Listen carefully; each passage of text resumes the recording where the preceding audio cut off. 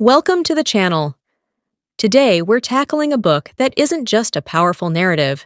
It's a cultural touchstone that ignited crucial conversations about race, justice, and identity in contemporary America. We are diving into Angie Thomas's groundbreaking novel, The Hate U Give, often simply known by its acronym THUG. The Hate U Give is more than a story about an unjust shooting. It's about a 16-year-old girl named Starr Carter, who is literally and figuratively living in two different worlds. Her days are split between the impoverished, predominantly black neighborhood of Garden Heights and the predominantly white affluent prep school. Williamson Starr has learned to code switch, to tailor her language, her appearance, and even her emotional responses to fit whichever world she occupies. This precarious balance shatters one night when Starr witnesses the fatal police shooting of her childhood best friend, Khalil. Khalil was unarmed. Suddenly, Starr is not just a student or a daughter. She is the sole witness, the only one who knows the truth of what happened. Her testimony becomes the epicenter of a media frenzy, a massive civil rights movement, and a dangerous feud that threatens to tear her family and her community apart. The title itself comes from the legendary rapper Tupac Shakur's philosophy, THUGLIFE. The hate you give little infants F's everybody. This phrase is the philosophical engine of the book, suggesting that the systemic prejudices and negative environments we impose on children will ultimately come back to destroy society as a whole. We're going to trace Starr's journey from silence to activism, dissect the book's critique of systemic racism and police brutality, explore the vital role of family and community, and break down the powerful meaning of the THUGLIFE acronym. But first, if you believe in the power of young voices to change the world, please hit that like button right now. Drop a comment below and tell me, what does the THUGLIFE acronym mean to you? And, as always, subscribe to the channel and ring that notification bell so you don't miss our weekly deep dives into crucial young adult and contemporary fiction. Starr Carter's life is defined by a deep, constant duality. She has two distinct identities, two different ways of speaking, dressing, and interacting, which she must keep separate to survive. At Williamson Prep, she is Starr 2.0, the non-threatening, compliant, well-spoken black girl who avoids acting ghetto and laughs off casually racist remarks from her white friends, like her boyfriend Chris and her best friend Haley. She keeps her identity as a Garden Heights resident a secret, fearing she'll be judged, pitied, or exoticized. In Garden Heights, she is Starr 1.0, the daughter of the neighborhood, honest and authentic, connected to the struggles and the profound love of her community and family. This code switching is central to the novel. It's not a choice she makes lightly, it's a necessary survival mechanism. The book shows how draining and psychologically damaging it is to constantly monitor and suppress parts of your true self just to make others comfortable. The core incident, the police shooting of Khalil, violently collapses these two worlds. Starr is the only witness. She saw the police officer, Officer 115, escalate the situation, mistake a hairbrush for a gun, and fire the fatal shots.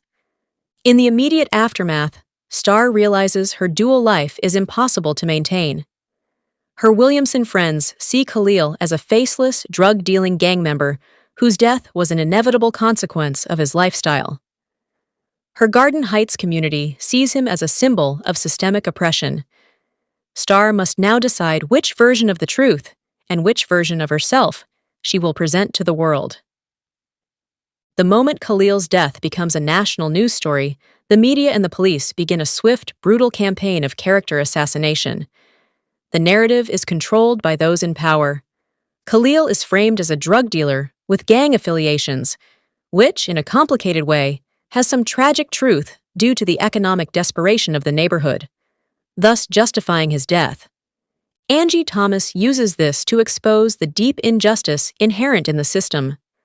The focus is immediately shifted away from the officer's actions and placed entirely on the victim's background. This tactic, often seen in real-life cases of police brutality, is designed to reduce public empathy and create a false narrative of deserved consequence. Starr's greatest personal and legal challenge is fighting this narrative. She knows Khalil was a loving friend, a boy who loved basketball and Tupac, and whose drug dealing was a desperate act to help his grandmother survive in a world that offered him no real economic alternatives. The legal process serves as a major source of tension.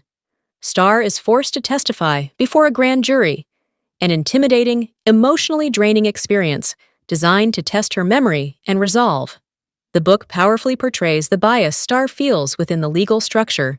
Her testimony is constantly questioned and minimized, while the police officer's version of events is treated as sacrosanct. The eventual grand jury decision is the climax of the legal plot, but it is, profoundly, the turning point of Starr's personal evolution. Regardless of the verdict, she realizes that the law, as currently practiced, is not built to protect the truth of children like Khalil. This realization transforms her from a reluctant witness into a fierce, committed activist. Starr's parents, Maverick Mav Carter and Lisa Carter, are the emotional anchors of the novel. Mav, a former gang member who served time but found redemption, owns the local grocery store and is fiercely dedicated to protecting his family and community. He teaches his children not just to survive, but to fight for their rights, instilling a deep sense of Black history and pride. Mav is a towering figure who embodies the complexity of reformed manhood and the necessity of community action. He literally carries a copy of the Black Panther Party's 10-point program. His determination to stay in Garden Heights, even as his wife pushes to move the family to safety, is a statement that Black communities deserve to be fought for and defended from within.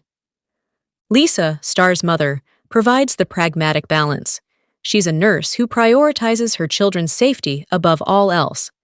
Her desire to move the family out of Garden Heights stems from the trauma of living under constant threat of violence, both from gangs and the police. The novel beautifully showcases the complexity of Garden Heights. It is a place struggling with poverty and gang violence, represented by the notorious King Lords. But it is also a place of deep, nurturing community, fierce loyalty, and resilience. Starr learns that you cannot dismiss the people of the neighborhood based on the headlines. The love, the barbecues, and the mutual support are as real as the danger.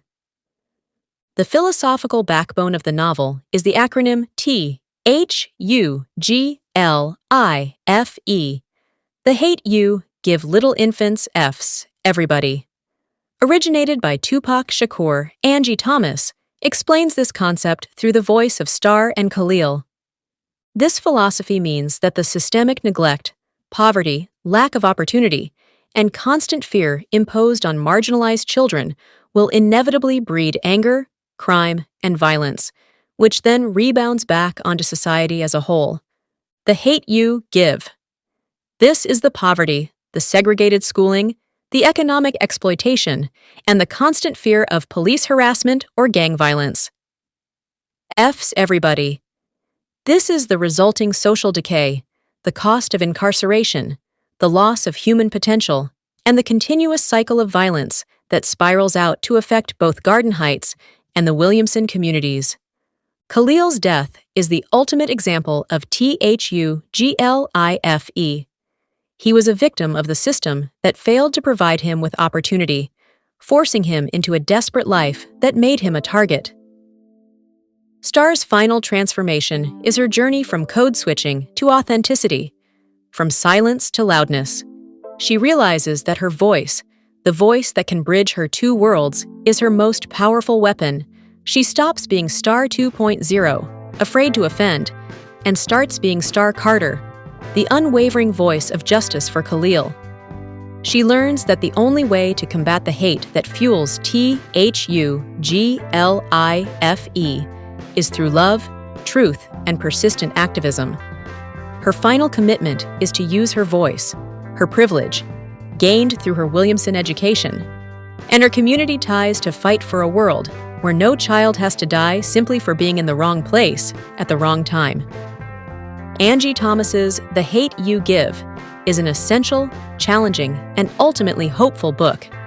It's a powerful narrative that uses one girl's life to illuminate the massive, structural injustices that plague our society.